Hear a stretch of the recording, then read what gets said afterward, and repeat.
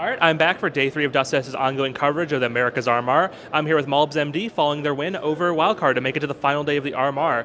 To start off, I guess I just want to ask you, how are you feeling right now? Fine, I'm feeling pretty fine, and we had a little bit like a funny moment at the end, but just cringe people. But yeah, Oh yeah, what happened at the end of the match there? their coach literally just didn't fist bump me when I was like this to him, and then at the end he just splashed water on me, which Things seem like they're getting it was just a little bit questionable. But yeah, this is what it is. They're eliminated. We're not. things seem like they're getting a little bit wet and wild here in Monterey. With that, obviously, you guys have had a pretty long time rivalry with Wildcard. Trading blows online. So does it feel good to get the win over them on LAN? Yeah, online is a different thing. I think whenever they don't have ping advantage, it's just easy for us. So yeah, I think it was pretty fun for us to win, and we expected it a little bit. So yeah. Now, I wanted to ask you about your incredible performance on Mirage. I believe you ended that with like a 2.03 rating, I think 135 ADR. What went into such a dominant performance on Mirage for you there? I was really feeling it, and I think people, or them, actually pretty underestimated us in Mirage. I think we were pretty ready, and we practiced a lot of Mirage because we knew it was going to happen. At some point, we needed to play Mirage, and we prepared for it, and we were just ready. And I was just feeling like in aimbots, I was warming up, and I literally told Rory, like, my aim is literally so crisp right now. I think I'm going to own. And he'd say the same thing. So yeah, it happened.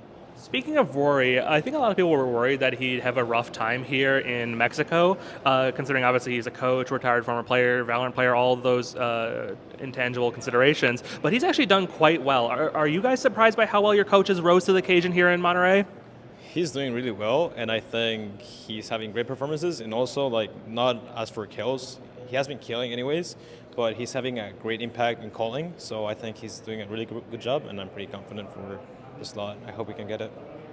And when we talked to Swisher the other day, I believe day 1, he mentioned the fact that you guys are actually going to be moving on from Manx after this event. Unfortunately, he did take an extended time away from the team for mental health reasons.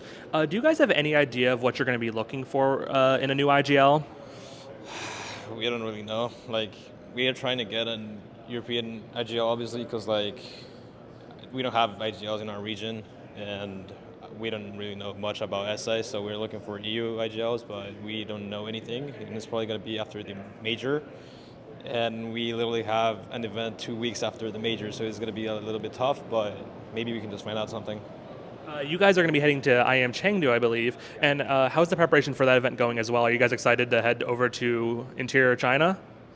Yeah, but the thing is that we don't have an IGL, so it's kind of tough, as I said. But it's going to be insane. China's going to be great. The only thing that I don't like about it is the travel day. It's going to be insane, but it is what it is. It's going to be sick anyway. Now, you guys have you guys are almost certainly going to have a difficult match tomorrow. I believe on the table for you is either Furia or Complexity or maybe even Liquid, one of those 3 teams. Basically, regardless of any way the math turns out for us of the day. Despite that, this is as close I believe you've ever come in your career to coming to qualifying to a major. What would it mean for you to be the first Guatemalan player ever to qualify to a major?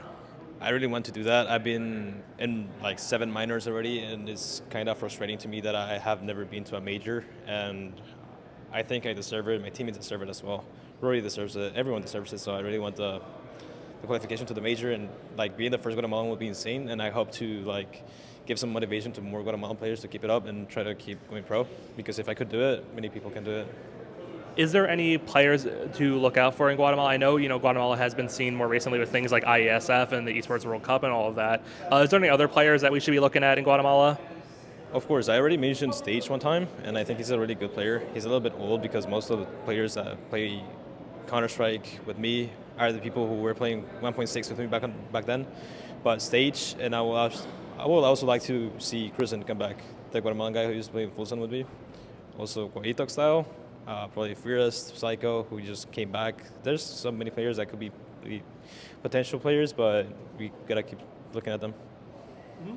So that's malbsMd carrying the weight of the Guatemalan scene and M80 on him as he heads into the final day of matches tomorrow. Thank you so much for your time, and we'll see you in action. Thank you.